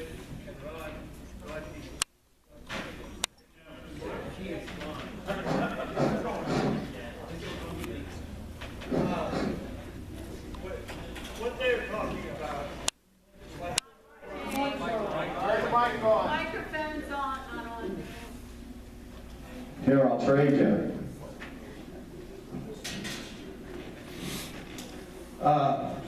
We're going to have a video which will bypass, but it was about smart meters, which, in all honesty, are a real horror. And I wanted to do a little bit of education, but I'll skip that because I'm sure we're all interested in what David had to say. But I contacted corporate headquarters for MedEd about having a presenter tell us about their take on smart meters. The answer I got basically said they had no one available for the 17th. They need a month's notice, and they suggest that they have someone talk to us closer to the second quarter. Closer to the second quarter to me means February, March. They suggested April, May, but they plan to install the smart meters in spring. So I'm going to see if I can talk the board into taking a few minutes next month to speak about it. In any case, Jim has some announcements for us to make. Thank you, Eldon. Now, real quick about those smart meters, if you don't know, it's not a good thing, so it is something you might want to get informed on. Who likes Big Brother knowing everything you do? When you do your laundry, when you make your coffee in the morning, when you turn your TV on, well, that's what these meters will give them the ability to do. They can track your power usage and what you're doing, so I know a little bit about them, and it's really not cool.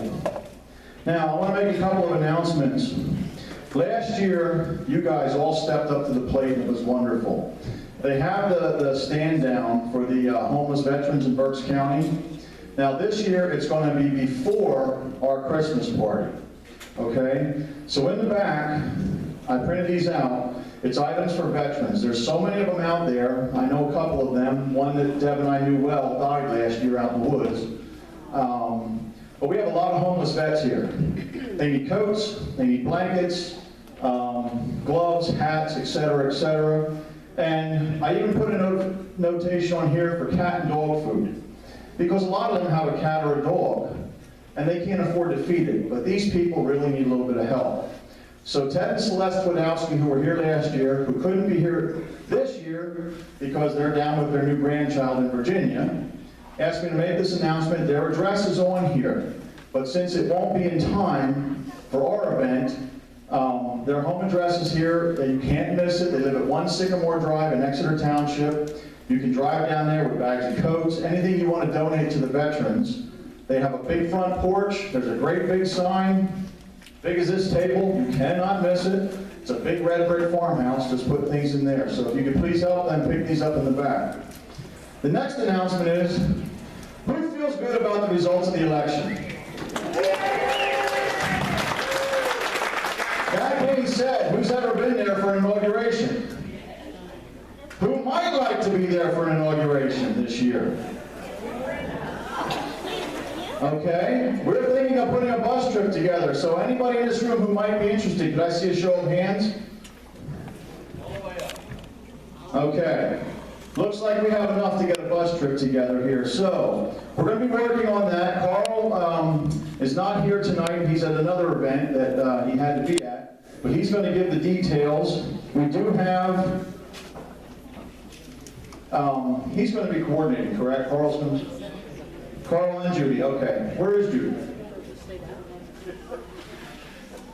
Yeah, actually, we'd like to put your names down tonight. Judy, you got a sign up back there? Okay. If you're interested in the bus trip, we need to know how big of a bus to get and everything. Anyways, it would be on Friday, January 20th.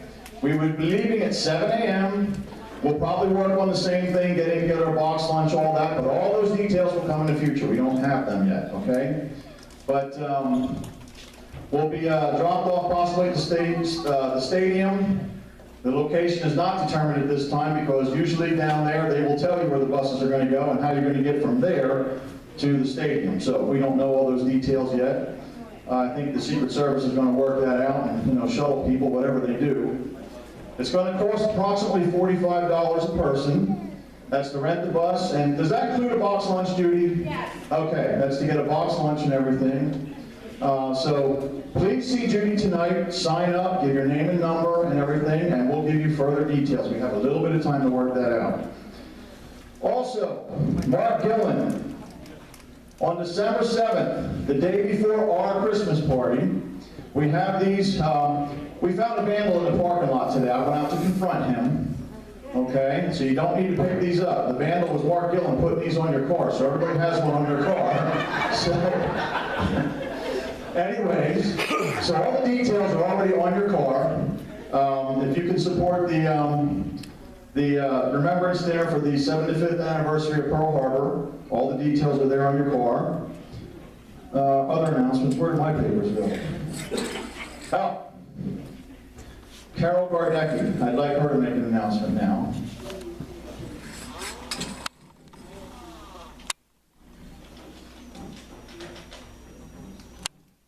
I just want to briefly announce my next Constitution class will be on Monday, December 12th at 3 o'clock and at 6 o'clock. I do it twice. And we meet at the Harvest Church in Fleetwood. If you are interested, I'm at the first table inside the door back there. Also, remember David Baldinger said among the people knocking on doors was a 73-year-old lady on chemotherapy? Well, I'm 79, but it was me.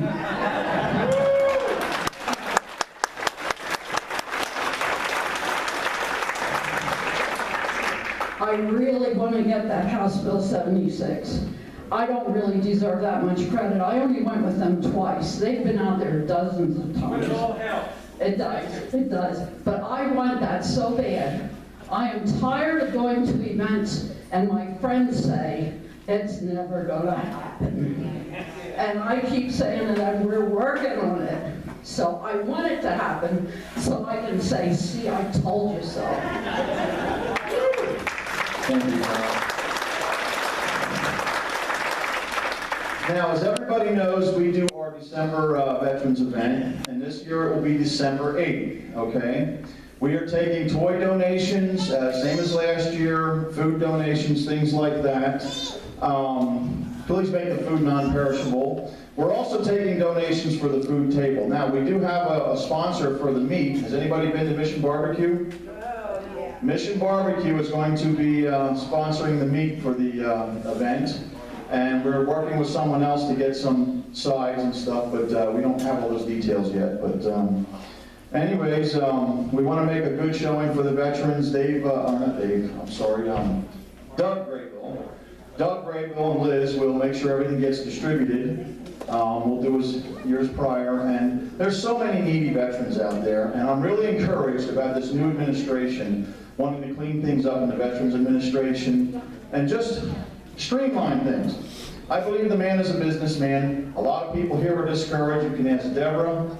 I said to everyone, he's going to win. I said, don't believe the polls. Look at what's going on. I had confidence all the way up till Election Day. No problem. I knew he was going to win. Matter of fact, I pretty much knew at Election Day, Deborah and I, being our mild-mannered selves, we decorated our truck up with the big Trump signs and Hillary for president, and we drove all over the county. And we were really encouraged and ready because we didn't get shot, number one.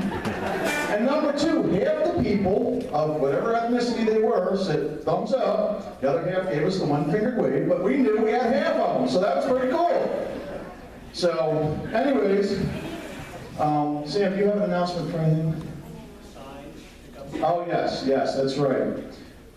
Again, you guys did a great job. All of you that helped distribute signs and put signs out. It was awesome. We had, what, 3,000 signs?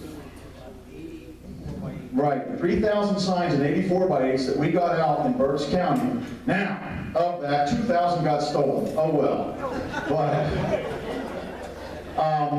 if you put signs out, or even if you're driving and see any, only the Republican signs. The Democrats can clean their own, sorry. But no. If you see any, pick them up. Because it's, 72 hours after the election is when they're supposed to be cleaned up, I do believe. Now, Deborah and I did 422 bypass, all of the circles on the Penn Street Bridge, twice, mind you, and then we had somebody go all the way down 422. Well, the college kids must have been so pissed off after Election Day. We went the very next morning, and all our signs were going all down 422 bypass, and everything. So we didn't have to clean them up. Somebody did it for us, so that was kind of cool. But, yeah, some might have been taking souvenirs. As a matter of fact, at one of our houses, I know they did, because we put up 4 signs, and they'd only take them one at a time. So that, and then we seen down the road, that was down in Morgantown, we seen down the road, hey, that looks like the sign that was in front of my house, but I didn't give them any hell. It's like, good, that's what they're in for, so. Anyways, we had a lot of fun with the election. Now, I would just like to remind everybody, now the work just begins, and this is true. You know, we've got the people in place, hopefully, that are going to make some changes, but just like Dean and his group, and David and their group, and everybody here keeps pressure on these people, it's not time to go to sleep and rest now. It is time to keep up the pressure, keep in contact with your legislators, keep pushing these issues, because we don't want to give them a break.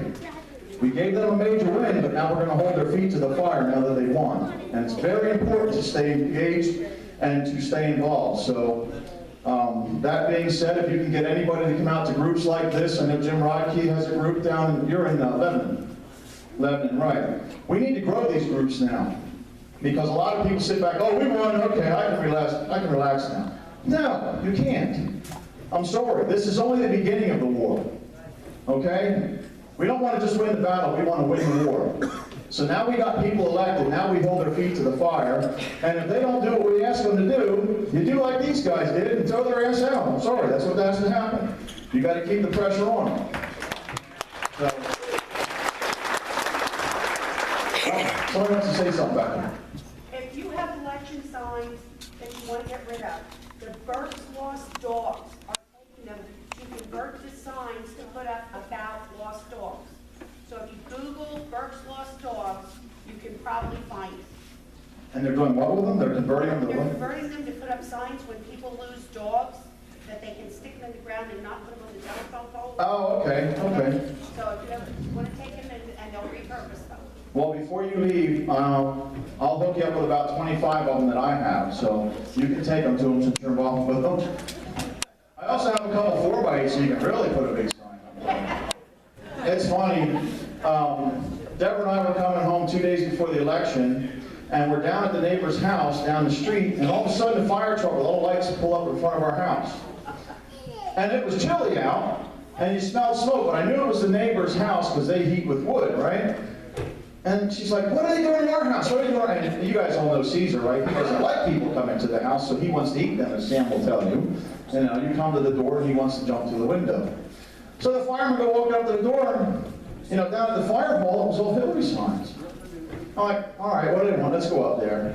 And the guy says, hey, I seen you have all these Trump signs out, and can I have one? I said, I'll do even better than that. How would you like a 4x8? So now they put that up down there, and they were really happy, so it's kind of cool. And they're a strong Democrat, and they actually flipped a lot of votes, and they wanted Trump signs. I thought that was amazing, you know, so. Anyways, again, I thank you all for all the support. Again, let's not go to sleep. Let's take a breather. January 20th is Inauguration Day. Let's make a good showing down there and then hold their feet to the fire and make things happen. So,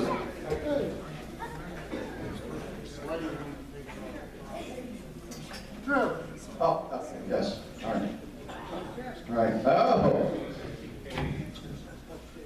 Oh, yeah. I'm sorry. I even brought one up here and I forgot. Okay, T-shirts, everybody. We're dropping them down to $10 a piece. And you know all these kids that are whining at the colleges, you know, and some of them look like they might be cold. Maybe we need to get them some, like spend some money and give them some Patriots T-shirts. But no, really. If you have any grandkids or anything, we have a lot of smalls, mediums. My size is the one I've used all the 2X, sorry. But we really would like to get rid of some of these. And everybody's got them. From what I hear from everybody, they probably got about a half a dozen of them. So we're trying to get rid of the last little bit, so we dropped the price down to $10 a piece. Please help us out back there. We have 16 hot dogs left. It used to be that, I miss my brother Jake, but we used to force-feed Jake those hot dogs at the end of every meeting. So now, we don't have Jake to force-feed hot dogs, so we kind of drew stalls, and we made Sam the hot dog king. So, oh, and that's right, there was something about an election. What was that? If the election was won, somebody was going to cook for everybody, but I don't remember who that was. Does anybody remember what I'm talking about? Does anybody remember that conversation?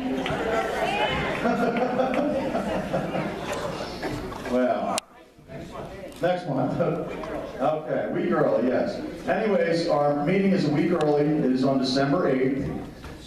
Please come out and support us. And we're also opening it up to police officers also.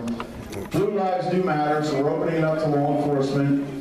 These people are out there giving their lives to protect us, and there is no respect for them anymore. And can you imagine a society without law enforcement? Can you imagine total anarchy and what it would be like? These people need our support. We were going around Reading, and these policemen stopped us, and they're like, yeah, go, go! I mean, it was just amazing to see the support they were giving us, you know, and we need to show them our support in whatever way we can. So we're opening it up this year to law enforcement and military personnel. So, you know, let's give some support to our community. And there's lots of ways we can do that. Donald, you have something to say? I'd like to make a comment. I'm a housing provider, and we got to get rid of this property tax. So I just want to make a statement. Donald, you want the microphone? Come up here a second. Nobody can hear you. While he's coming up, do you see this adorable deplorable behind you there? Look at him. I don't understand how a 70-year-old, 8-year-old man can go in places and pick up chicks because he's wearing this adorable deplorable shirt. Everywhere he goes, he gets these chicks all around him, and I just don't get it. I don't know. So he must be pretty adorable. I don't see it, but the girls do. So. I'm a housing provider, and I got to tell you this: if we want to stay in business, we have to get rid of the school property tax. I just want to let everyone know here that never in American history has a billionaire going to occupy an unoccupied house that is vacated by a black man.